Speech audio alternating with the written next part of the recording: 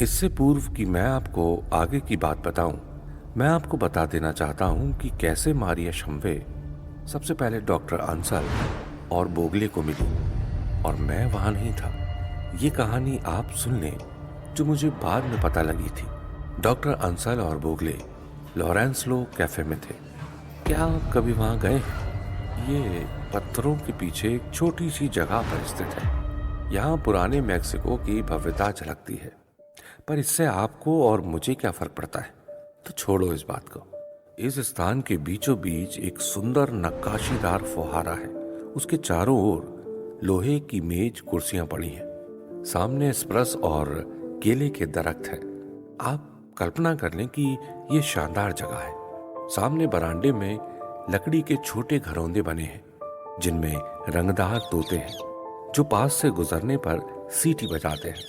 इससे आप मेक्सिको के विशेष वातावरण से परिचित हो जाते हैं। हाँ, तो ये दोनों बदमाश डॉक्टर अंसल और बोगले एक बेंच पर बैठे रैपिड बियर पी रहे थे कि तभी बोगले को पीछे से आती शरारी युवती दिखाई दी।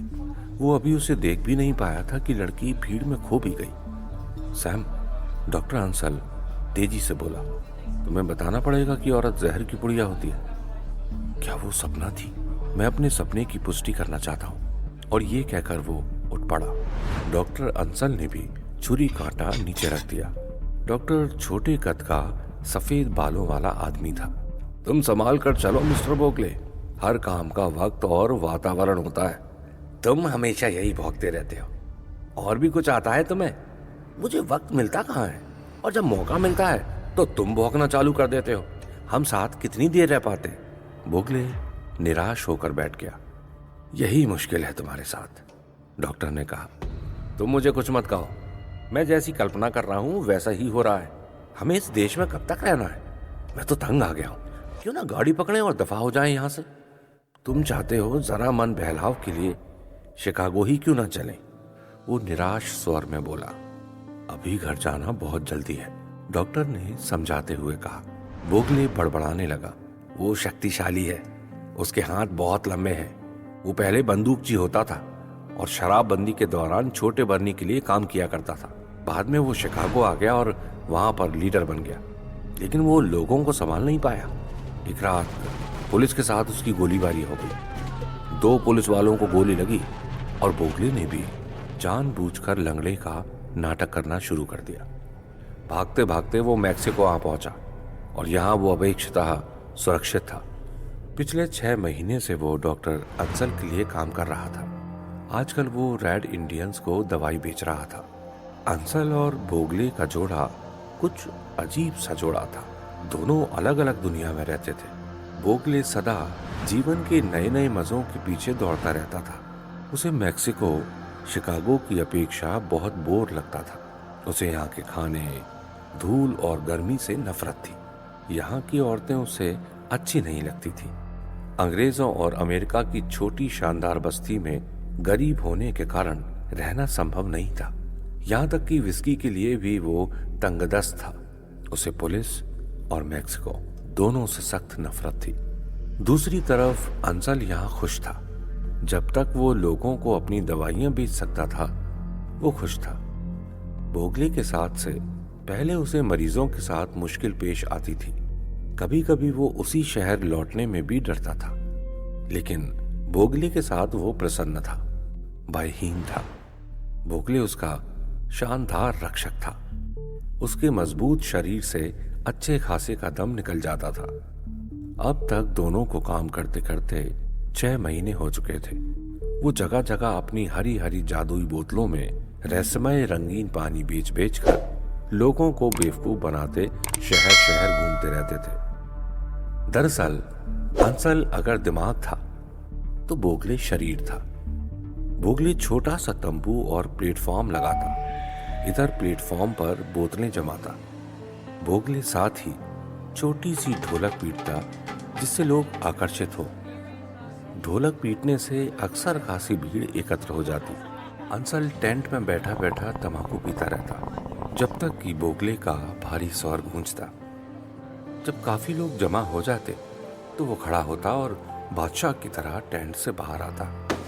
उसकी आंखों में जादुई चमक होती जिससे दर्शकों पर मनोवैज्ञानिक प्रभाव पड़ता। अब बोगले अपनी पुष्ट मांसपेशियां दर्शाता और लोगों को बताता कि ये डॉक्टर अंसल की दवाई की मेहरबानी है। साथ ही $3 का 50 गोलियों का पैकेट भी दिखाता जाता।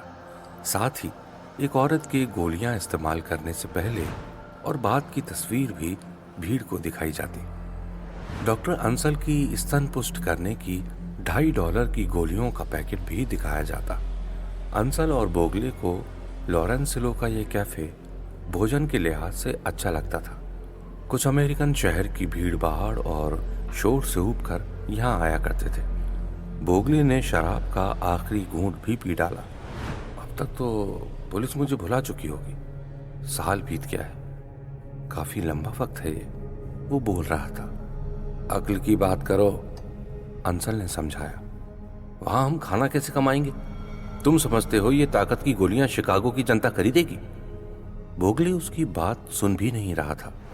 वो तो उस सुंदरी को एकटक निहार रहा था जो अभी अभी कैफे से निकलकर बाहरी भीड़ को निहार रही थी। धिक्कार है तुम पर, जरा उधर देखो तो।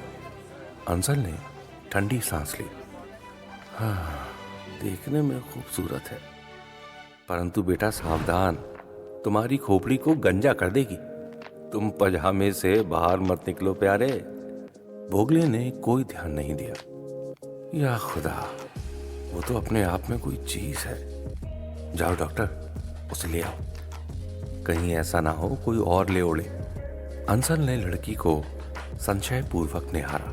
वो कमसिन थी, उसके सख्त चेहरे पर विशेष रंग छाया था। आंखें व मुंह बड़े बड़े थे। उसकी नाक शायद सर्वोत्तम थी। कटे रेशमी बाल कंधों पर झूल रहे थे जैसे तांबा चमक रहा हो। उसने सफेद रंग का उजला सूट और ऊपर लाल रंग की कमीज पहनी हुई थी। बोगले डॉक्टर के कान में फुसफुसा रहा था। डॉक्टर, पीछे लग लो, परियां रोज नहीं मिला करती प्यारे, और ये तो जादू की परी रानी है। पास बैठे दो स्पैनी भी लड़की की ओर सोचपूर्वक निहार रहे थे। पहले तो दोनों एक दूसरे को इशारा करते रहे, फिर उनमें से एक उठ खड़ा हुआ। बोगले उनकी तरफ देखकर चीखा, चुप बैठो, उधर मत बढ़ना, मैंने उसके साथ समय निश्चित किया हुआ है, खबरदार। स्पैनी ने अचकचाकर उसकी ओर देखा और फिर धीरे से बैठ गया। कहीं कोई गड़बड़ ना हो जाए, इसलिए डॉक्टर उठ खड़ा हुआ। अपना खून का दबाव देखो, वो बोला। अब डॉक्टर निश्चयात्मक कदमों से लड़की की ओर बढ़ा। सभी उसे देखते रहे। लड़की ने उसे आते हुए देख लिया। वो मित्रता पूर्वक मुस्कुराई। लड़की के श्वेत दांत चमक उठे। अंसल जड़वत हो गया। हेलो, लड़की मुस्कुराई।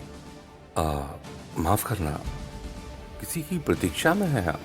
ये जगह भद्र महिलाओं के लिए सुरक्षित नहीं है, वो आदरपूर्वक बोला।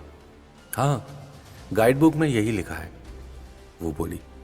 परंतु मैं तो यहाँ बहुत बार आई हूँ, हफ्तों रही भी हूँ, कभी कुछ नहीं हुआ। लगता है जगह सिर्फ बदनाम है। अंसल ने आंखें झपकाई। मैं कह रहा था कि जब तक आपका मित्र नहीं आता आप मेरे साथ बैठे। लड़की तेज नजरों से अंसल की ओर देखकर खुले मन से हंस पड़ी। अंसल की रूह तक कांप उठी। वो इधर उधर देखने लगा। मूर्ख, तुम्हें कैसे पता लगा कि मैं किसी की प्रतीक्षा कर रही हूँ? तुम समझ लो मैं अपनी सुरक्षा में समर्थ हूँ। अंसल को अजीब अनुभूति हुई। माफ करना मैडम, आपके बारे में मैंने कुछ और सोचा था। वो तेजी से बोली। अब जलो भुनो मत, आओ हम मित्र बन जाएं। आखिर कहीं ना कहीं कभी ना कभी समझौते करने ही पड़ते हैं। क्या तुम्हारा लौंडा मेरे से नहीं मिलना चाहता, या वो एक आइडियल आदमी है जो हमेशा मुंह पर 12 बजाए रखता है? वो मुड़ी और धीमे धीमे बोगले के पास पहुंची। कंधे उचकाता अंसल भी चल पड़ा। बोगले अब तक आश्चर्यपूर्वक ये दृश्य देख रहा था। वो मेज पर कोहनियां टिकाती धीमे से बोली, क्या तुम्हें सुई धागा चाहिए? बोगले की तो आंखें जैसे पतरा गई। नहीं तो, वो बोला। वो बैठ गई और बोली, कोई बात नहीं। मैं समझी तुम्हारे बटन टूट गए हैं क्योंकि तुम मेरे स्वागत में खड़े नहीं हुए। शायद किसी आधुनिक स्कूल में पढ़े होगे। देखने में तो तुम निराशावादी लगते हो। मैं तुम्हें देखते ही पहचान गई थी कि तुम शिकागो में थे और तुमने वहां गोली भी चलाई थी। वो तेजी से बोलती गई। बोगले ने असहजता पूर्वक अंसल की ओर निहारा। तुमने ही मामला शुरू करवाया था प्यारे, अब मुझे क्या कहते हो? तुम्हारा ही करिश्मा है ये, लड़की बोली। मामला मजेदार है, तुम्हें करिश्मा भी आता है। तुम तो बड़े विचारक निकले। मैं तो कुछ और ही समझी थी। ठीक है ना? क्या मैं चेहरे से उदास लगता हूं? अंसल बोला। मैं तो यही समझती हूं। कहीं तुम्हें हार्निया तो नहीं है? सहसा लड़की ने पूछा। बोगले का चेहरा सख्त हो गया। क्या पूछ रही है ये लड़की? वो निराशापूर्ण आवाज में बोला। हो सकता है मैंने कुछ व्यक्तिगत बातें पूछ डाली हो, बुरा न मानना। पहले आदमी की पूछ भी होती थी, उसका उसने कोई उपयोग नहीं किया। भगवान ने वो पूछ समाप्त कर दी, परंतु उसे हार्निया की बीमारी चालू हो गई। मैं तो यूं ही पूछ रही थी बस। बोगले का चेहरा पीला पड़ गया, फिर उसकी आंखें चमक उठी। तुम तो काफी स्मार्ट लग रही हो। हमारा शिकागो में एक गिरोह था, लेकिन वो लोग गलत चक्कर में फंस गए थे। मुझे इससे क्या लेना देना है? पागल मत बनो, मैं तो यूं ही पूछ रही थी। हाँ, भला क्या नाम है तुम्हारा? वो तीक्ष्ण स्वर में बोली। बोगले ने उसकी तरफ शंका भरी निगाह फेंकी। लड़की की मुस्कान से आश्वस्त होकर वो बोला, मेरा नाम सैम बोगले है। और सुनो, क्या सुंदर नाम है तुम्हारा। क्या तुम्हारी माँ श्रीमती बोगले थी? वो चहकी।